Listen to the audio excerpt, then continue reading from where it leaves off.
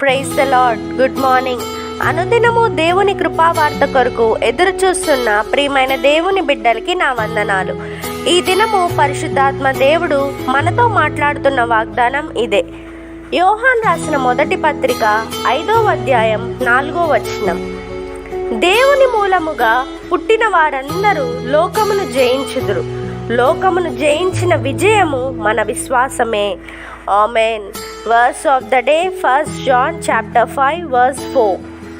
For everyone who has been born of God overcomes the Lord, and this is the victory that has overcome the world, our faith.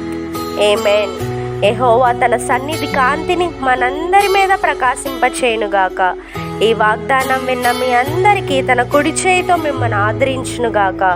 May Christ fulfill all your promises and bless you with rich blessings. Amen.